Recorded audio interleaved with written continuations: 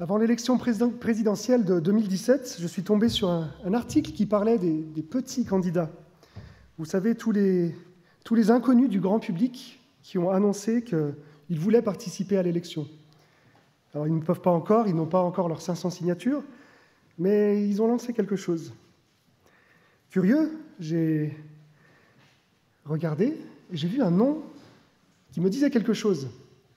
Je me suis dit, oh, ça doit être un homonyme. Je me suis renseigné. Et non, en fait, la personne qui était candidate, je la connaissais. J'ai même le souvenir d'avoir passé une soirée à table avec lui. Pas tout seul, on était plusieurs dizaines. Et j'ai même passé une partie de la nuit à l'aider à chercher son portefeuille qu'il avait perdu, ce qui était embêtant parce qu'on était à l'étranger. Alors, je ne vais pas vous dire son nom parce que ça ne vous dirait rien. Je ne pense pas que c'est vraiment passé dans les médias. Mais ce qui me fait rire après coup, c'est que ma réaction au départ, quand j'ai vu ce nom s'afficher, et surtout la photo qui me confirmait que c'était bien lui, c'est que je me suis dit, tiens, si je le recontactais, alors que je ne lui avais pas adressé la parole depuis une dizaine d'années au moins. C'est étrange ce désir qu'on a d'être lié d'une manière ou d'une autre à des personnes qui ont du pouvoir ou qui pourraient peut-être en avoir. Bon, ils n'avaient aucune chance, mais... Et après coup, je me demande aussi quelle aurait été ma réaction si son visage était apparu dans les journaux, non pas pour une candidature aux élections présidentielles, mais parce qu'il avait été sur le banc des accusés dans une affaire sordide.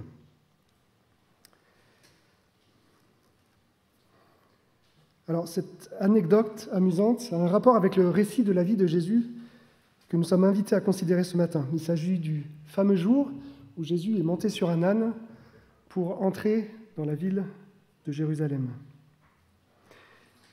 On lit ça dans l'évangile de Luc, comme disait Jean-Noël, au chapitre 19, à partir du verset 28. Je vais commencer la lecture, mais je ne vais pas tout lire d'un coup. Je m'arrêterai petit à petit.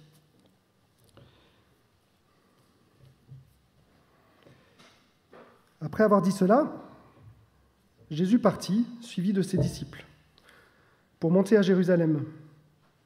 Comme il approchait de Bethphagée et de Béthanie, près de la colline appelée Mont des Oliviers, il envoya 2 de ses disciples en disant : « Allez à ce village qui est devant vous. Dès que vous y serez entrés, vous trouverez un ânon attaché que personne n'a encore monté. Détachez-le et conduisez-le ici. Si quelqu'un vous demande « Pourquoi le détachez-vous ?», vous lui répondrez simplement « Parce que le Seigneur en a besoin. » Ceux qui l'avaient envoyé partirent et trouvèrent les choses comme Jésus l'avait dit. Au moment où il détachait l'ânon, ses propriétaires leur demandèrent : « Pourquoi détachez-vous cet ânon ?»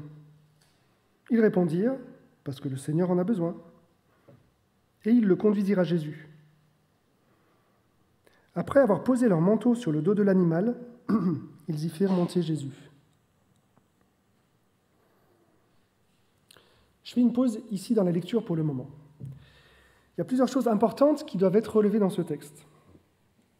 Tout d'abord, Jésus part pour Jérusalem après avoir raconté la parabole du roi qui va se faire couronner pendant que des gens refusent son règne.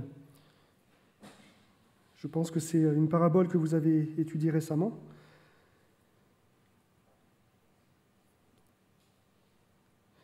Donc il est bien question de royauté. Si Jésus se présente comme ce roi-là, dont il est question dans la parabole, quoi de plus naturel d'aller vers Jérusalem ? Quand on veut être roi, c'est normal d'aller vers la capitale du pays. C'est la capitale historique des Juifs, un bon endroit pour recevoir la couronne. Et puis peut-être que vous le savez, mais dans la pensée des Juifs, le roi qui devait venir devait être un descendant de David. Et justement, Jérusalem, c'est la ville emblématique de David. Donc c'est vraiment un bon endroit pour aller s'asseoir sur un trône. Ensuite, il y a l'histoire de l'ânon, du petit âne. À nouveau, Jésus montre par là qu'il vient non pas pour faire un pèlerinage comme les autres, mais pour revendiquer le trône. Alors, nous, ça ne nous paraît pas forcément évident. On s'attendrait plutôt à le voir arriver, alors pour les amateurs de contes de fées, le voir arriver en carrosse, Pour les nostalgiques du général de Gaulle, le voir arriver en DS. Et pour ceux qui sont plutôt reine d'Angleterre, le voir arriver en Bentley. Mais dans le contexte de Jésus, l'ânon est beaucoup plus adapté. Pourquoi ? Tout simplement parce qu'il fait référence à une prophétie de l'Ancien Testament que la plupart des Juifs connaissaient. On la trouve dans le livre de Zacharie. C'est peut-être pas le livre que vous lisez le plus dans la Bible. Zacharie est un prophète qui, entre autres, a annoncé dans un des chapitres de sa prophétie la libération d'Israël de l'oppression que lui faisaient subir les nations ennemies, les nations étrangères en tout cas. Et pour les contemporains de Jésus, cette prophétie faisait probablement résonner des promesses particulières. À l'époque, Israël était une petite province à la marge d'un grand empire, et ça faisait plusieurs siècles que ça durait. Et l'empire de l'époque, c'était l'empire romain. Zacharie promet donc la libération de ces empires. Et dans un chapitre qui est consacré à une prophétie sur la libération de ces empires, on lit ce verset, donc c'est Zacharie au chapitre 9, le verset 9. « Sois transportée d'allégresse, fille de Sion. » Sion, c'est un autre nom pour Jérusalem. Lance des clameurs, fille de Jérusalem. Voici ton roi. Il vient à toi. Écoutez bien. Il est juste et victorieux. Il est humble et monté sur un âne, sur un ânon, le petit d'une ânesse. Alors avec une prophétie pareille dans leurs Écritures, à quoi est-ce que des Juifs opprimés par les Romains pouvaient penser si un homme aussi connu que Jésus arrivait à Jérusalem, dans la ville du grand roi historique David, monté sur un ânon? Jésus n'était pas juste en train d'utiliser un moyen de transport. Jésus était en train de communiquer quelque chose. Il disait « Réjouissez-vous, habitants de Jérusalem, je suis votre roi victorieux et je viens. » Jésus est en train de revendiquer la couronne.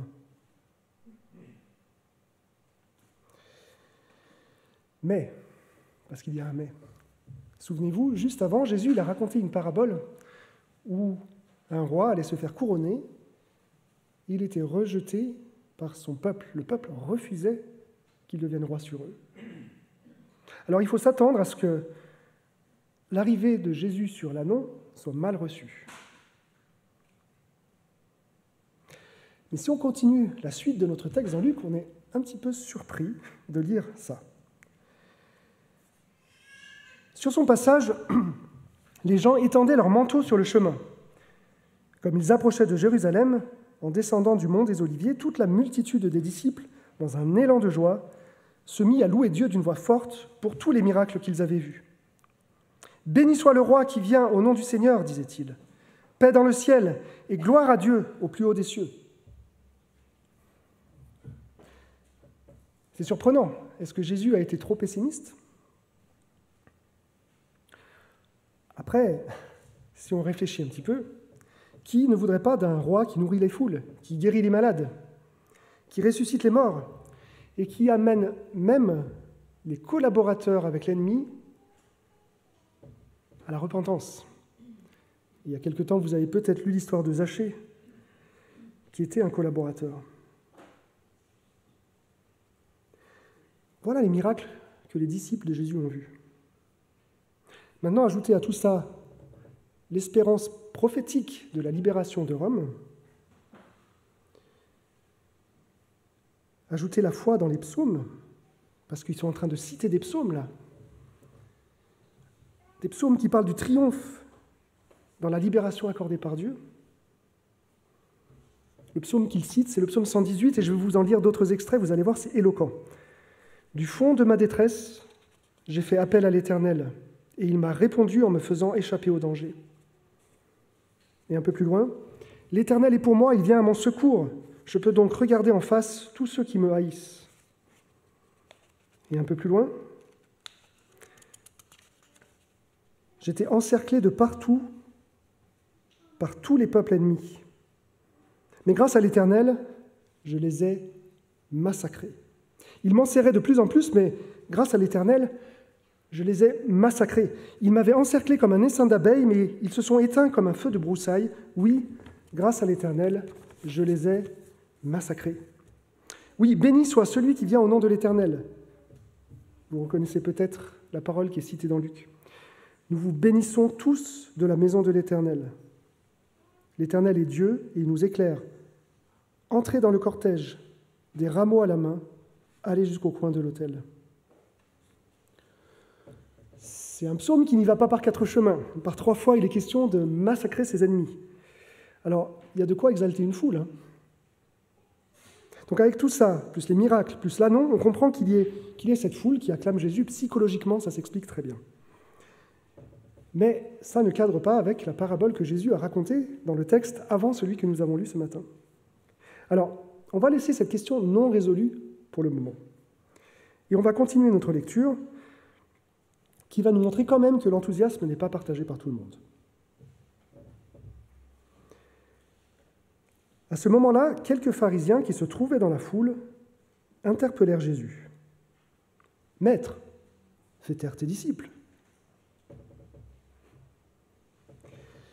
Voilà donc les religieux qui s'opposent à Jésus. Alors, le reproche semble adressé à ceux qui entourent Jésus, puisque c'est eux qui doivent se taire. Mais en fait, c'est bien Jésus qui est visé. En fait, c'est lui qui est responsable de ce qui est, aux yeux des pharisiens, à la limite du blasphème. Franchement, il a tout provoqué avec son histoire d'ânon. Pourquoi faut-il faire taire les disciples ? Tout simplement parce qu'ils sont en train de proclamer la royauté de Jésus. Et si les pharisiens veulent faire taire les disciples, ça veut bien dire qu'ils ne sont pas d'accord avec cette royauté de Jésus. Comme Jésus l'avait annoncé dans la parabole que je n'ai pas lue ce matin, à laquelle je fais référence sans arrêt, mais que vous avez certainement lue il n'y a pas longtemps. Alors qu'est-ce que Jésus va répondre ? Bon, ce qui est rassurant, c'est que Jésus ne recule pas. Il revendique la royauté et il l'assume. On lit sa réponse très courte, mais pleine de sens. Jésus leur répondit, « Je vous le déclare, s'ils se taisent, les pierres crieront. » Est-ce que c'est possible que des pierres crient ? Non, bien sûr. Si les disciples se taisent, les pierres crieront, mais comme c'est impossible que les pierres crient, ça veut dire que c'est impossible que les disciples se taisent. Je me suis mélangé tout seul, Je recommence. Si les disciples se taisent, les pierres crieront, mais comme c'est impossible que les pierres crient, ça veut dire que c'est impossible que les disciples se taisent. J'ai fini par y arriver. Donc c'est impossible de faire taire les disciples. Ce qu'ils disent est vrai, répond Jésus. Je suis roi. Inutile de me demander de les faire taire. D'ailleurs, je ne veux surtout pas qu'ils se taisent. C'est moi-même qui suis venu revendiquer la couronne de David. Jésus ne négocie pas. Et quand on ne négocie pas, il faut s'attendre à ce qu'il y ait un conflit. Le rejet du roi est en route. Mais la réponse de Jésus sous-entend quelque chose d'autre. Vous voulez faire taire mes disciples, vraiment. Mais ce qu'ils disent est tellement vrai, et ce qu'ils disent est tellement inévitable, qu'on ne peut pas réduire ce message au silence. Même si vous mettiez à mort, l'un après l'autre, tous mes disciples pour les faire taire, moi-même je donnerais aux pierres une bouche pour continuer à proclamer ma royauté. Cette image des pierres qui parlent, on l'a déjà vue dans l'évangile de Luc, ça date, c'est Jean-Baptiste qui disait ça. Jean disait à ceux qui venaient en foule se faire baptiser par lui, « Espèce de vipère, qui vous a enseigné à fuir la colère de Dieu qui va se manifester ? Produisez plutôt pour fruit des actes qui montrent que vous avez changé. Ne vous contentez pas de répéter en vous-même, « Nous sommes les descendants d'Abraham. » Car regardez ces pierres, je vous déclare que Dieu peut en faire des enfants d'Abraham. Le raisonnement est le même. Vous, descendants d'Abraham, vous avez détruit l'héritage d'Abraham en reniant la foi d'Abraham. Mais l'héritage d'Abraham ne peut pas être détruit. Parce que c'est Dieu qui le garde. Et si tous les descendants d'Abraham devaient devenir infidèles, Dieu prendrait même des pierres pour en faire des descendants d'Abraham, pour que son œuvre continue, pour que la foi d'Abraham perdure et pour que le témoignage soit encore rendu à la génération suivante. Qu'est-ce que ça veut dire, cette histoire de pierres qui vont se mettre à parler? C'est que le projet de Dieu est en marche et rien ni personne ne peut l'arrêter. Tu crois pouvoir t'opposer au projet de Dieu? S'il le faut, Dieu est prêt à mettre des pierres en vie pour faire avancer ce projet.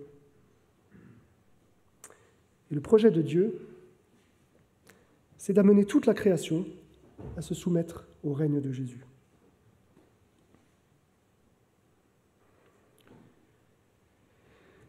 Jésus est donc sur l'ânon, entouré de la foule, en route pour Jérusalem.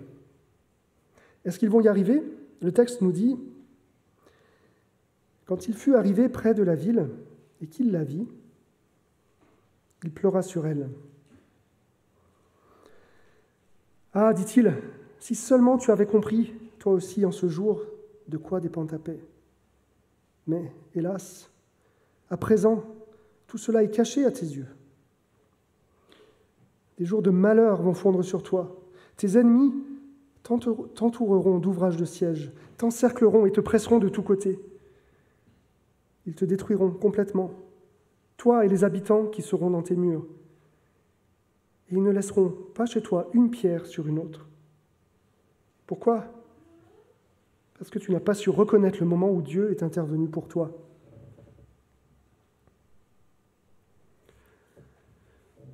L'opposition est en marche, comme la réaction des pharisiens l'a montré. Et Jésus annonce quel sera le résultat de cette opposition. La catastrophe, la destruction. Jérusalem, la représentante du peuple juif qui aurait dû accueillir Jésus comme son roi, s'apprête à le rejeter. Mais on ne peut pas empêcher le projet de Dieu d'avancer. Et le projet de Dieu, c'est la royauté de Jésus. Si Jérusalem s'y oppose, si Jérusalem se met sur la route du projet de Dieu, Jérusalem sera détruite. Si seulement elle avait reçu son roi, quelle paix elle aurait connue. Mais Jérusalem et ses habitants vont s'auto-détruire en repoussant le seul roi, en repoussant le seul qui pouvait leur donner la paix, Jésus le roi. Alors c'est une phrase qui est vite dite. Jérusalem sera détruite. Qu'est-ce que ça signifie? Guerre, siège, massacre, souffrance atroce, mort sans nombre. C'est une réalité affreuse. Et Jésus ne s'en réjouit pas en fait. Il en pleure. Il pleure sur la ville qui le rejette parce qu'elle appelle sur elle-même la ruine et l'horreur. Et déjà la parole de Jésus sur le cri des pierres commence à se réaliser. Les ennemis ne laisseront pas à Jérusalem une pierre sur une autre. Imaginez quelqu'un qui vient visiter Jérusalem après la guerre qui aura lieu quelques dizaines d'années plus tard. Il voit ces tas de pierres là, qui n'ont plus aucun sens. Et voilà des tas de pierres qui crient en quelque sorte. Voilà ce qui arrive à la ville qui refuse le règne de son roi.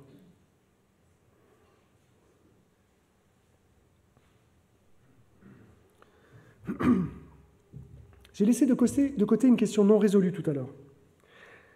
La parabole de la dernière fois de Jésus annonçait un rejet assez massif de sa royauté et pourtant une grande foule acclame Jésus alors qu'il est monté sur son âne. Et il l'acclame comme un roi. Comment est-ce que cet épisode cadre avec l'annonce par Jésus du rejet de la royauté? Alors, pour comprendre ça, il faut qu'on sorte un tout petit peu du texte. Luc nous donne un indice subtil. Et je vais vous lire un autre récit de son évangile, quelques chapitres plus loin. Le jour de la fête des pains sans levain, où l'on devait tuer l'agneau de la Pâque, arriva. Jésus envoya Pierre et Jean en leur disant « Allez nous préparer le repas de la Pâque. »« Où veux-tu que nous le préparions ?» lui demandèrent-ils. « Eh bien, quand vous entrerez dans la ville, vous rencontrerez un homme portant une cruche d'eau. Suivez-le jusqu'à la maison où il entrera, et voici comment vous parlerez au maître de la maison. Le maître te fait dire « Où est la pièce où je prendrai le repas de la Pâque avec mes disciples ?» Alors il vous montrera à l'étage supérieur une grande pièce aménagée, c'est là que vous ferez les préparatifs. Ils partirent donc, trouvèrent tout comme Jésus le leur avait dit, et préparèrent le repas de la Pâque. Est-ce que vous n'avez pas une impression de déjà-vu ? Jésus qui envoie 2 disciples en leur disant ce qu'ils doivent faire, ce qu'ils doivent dire, ce qu'ils doivent voir, ce qu'on doit leur répondre. Et les 2 disciples partent et trouvent exactement tout comme Jésus leur a dit. Ah oui, c'est exactement ce qui est arrivé avec l'histoire de l'anneau. Au cours de cette dernière semaine qu'il va passer avant sa crucifixion, Jésus va faire pas mal d'allers-retours dans Jérusalem, hors de Jérusalem. Mais il y a 2 entrées à Jérusalem qui sont bien préparées avec soin. C'est cette entrée-là qu'on a lue ce matin avec l'anneau, et l'autre entrée où je vous ai lu vite fait le texte pour aller prendre le repas de la Pâque. Et Luc nous invite à rapprocher ces 2 textes en les racontant un petit peu de la même manière. L'entrée triomphale sur l'anneau et l'entrée discrète pour aller manger le repas de la Pâque. Le repas de la Pâque qui annonçait son sacrifice. Le repas de la Pâque où il allait instituer la scène pour préparer le souvenir de son sacrifice. Le repas de la Pâque où il allait dévoiler, sans y résister, la trahison de Judas.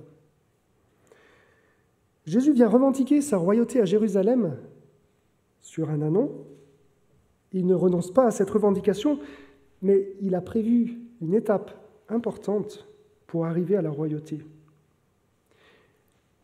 Jésus vient obtenir sa royauté à Jérusalem sur une croix.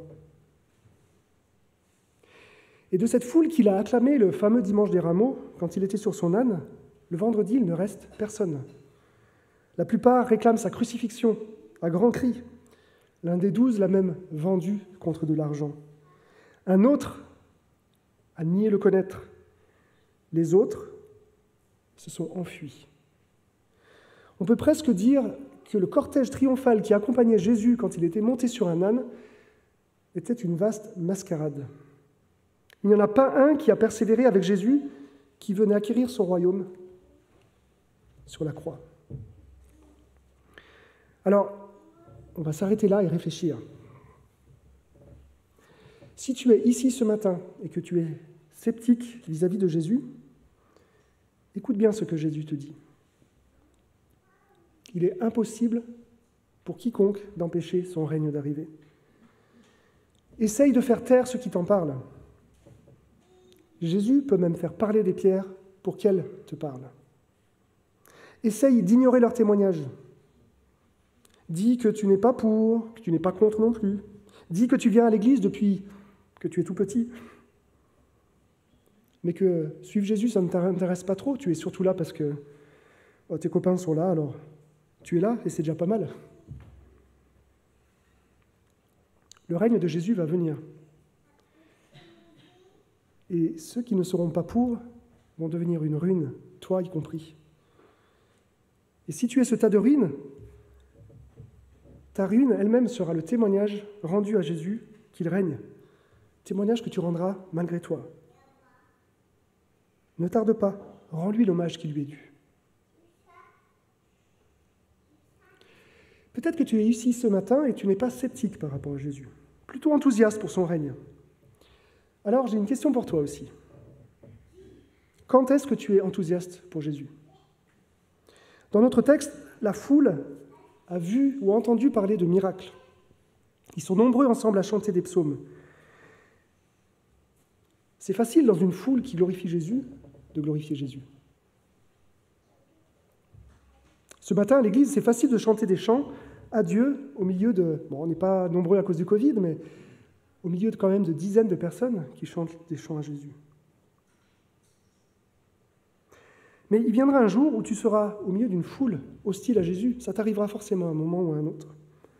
Un jour où tu seras face à la tentation d'échanger Jésus, comme Judas, contre de petits avantages. De l'argent, une situation, un amoureux, une amoureuse peut-être. Il y aura un jour où on te demandera de te positionner clairement pour ou contre Jésus. Et tu sauras que de ta réponse dépendront beaucoup de choses dans ta vie. Il y aura un jour où tout simplement Jésus te décevra parce que tu auras eu des attentes injustifiées vis-à-vis de lui. Si tu ne comprends pas sa manière de faire, parfois tu penseras que tu es plus sage que lui et tu choisiras plutôt ta voie que la sienne, ton règne à toi plutôt que le sien. Notre foi en Jésus se teste.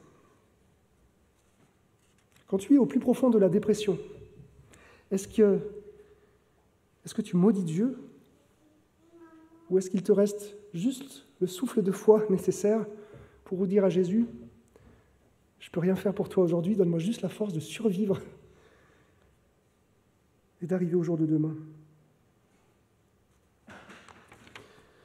Ou au contraire, quand tout te réussit, est-ce que tu te souviens que c'est Jésus qui règne et est-ce que tu mets ta réussite à son service ?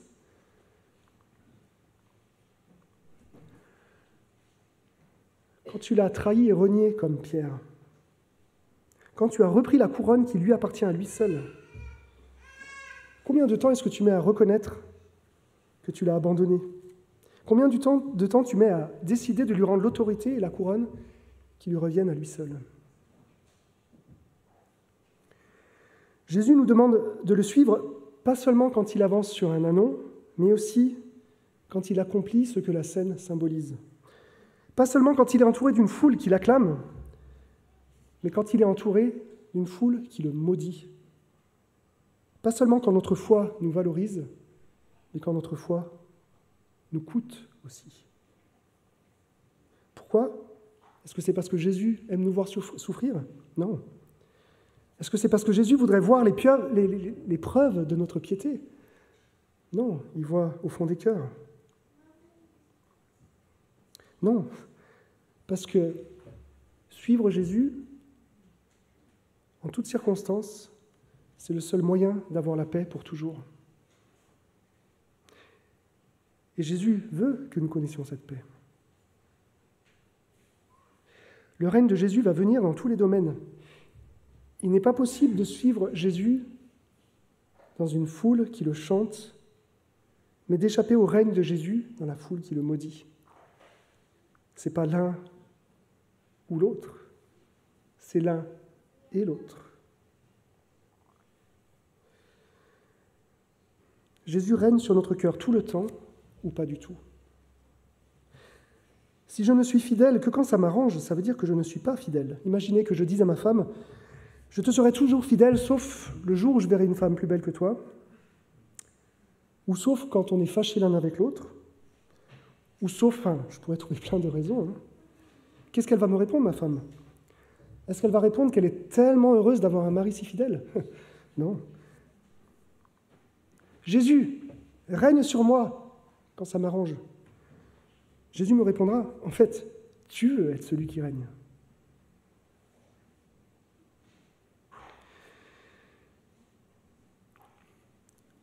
Peut-être que vous êtes là ce matin en vous disant « J'aimerais tellement vouloir que Jésus règne sur moi. » Mais j'y arrive pas, c'est dur. Comment est-ce qu'on peut stimuler notre désir de voir le règne de Jésus s'établir sur nous ? Commencez par le regarder, tout simplement. Il est venu au milieu des acclamations pour réclamer sa couronne. Mais il ne s'est pas contenté d'un bain de foule au sommet de sa popularité. Il est aussi venu chercher sa couronne en passant par la croix.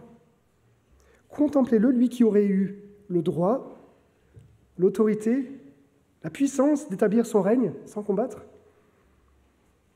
qui avait droit à cette couronne gratuitement ce jour-là. Mais il a accepté de prendre sa couronne par le chemin qui coûte. Il a pris sa couronne en prenant sa croix. Pour la joie plus grande d'honorer le Père. Si Jésus avait pris la couronne ce jour-là sur l'âne, il serait venu avec sa couronne tout seul devant le Père. Mais en passant par la croix, il vient devant le Père, toujours avec sa couronne, mais avec un peuple nombreux à offrir au Seigneur, au Dieu et Père. Un peuple nombreux qui se soumet joyeusement à son règne. Pourquoi est-ce que tu voudrais résister à un tel roi ? Ensuite, ne te dis pas que c'est trop difficile. Il a déjà donné tout ce qu'il fallait pour que tu vives de cette manière. Les cœurs de pierre, Jésus, à cause de la croix, peut les changer en cœurs qui crient sa gloire pour de vrai. Et pas seulement quand c'est à leur avantage. Je vous invite à prier.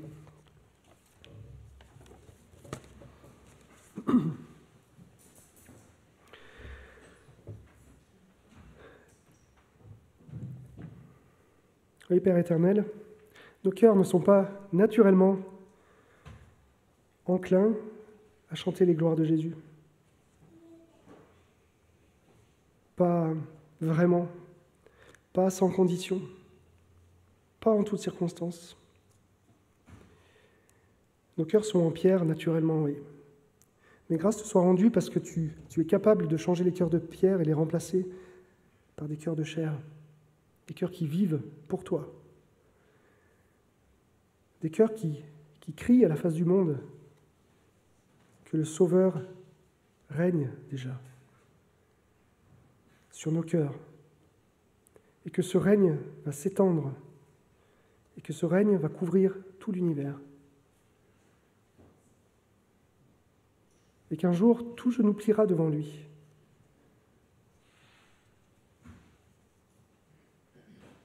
De plein gré ou contraint. Et Seigneur Jésus, merci parce que tu nous éclaires déjà, et tu nous rends capables de recevoir ce règne avec joie, pour qu'on puisse plier le genou de plein gré maintenant. Donne-nous la force de le faire jour après jour. Amen.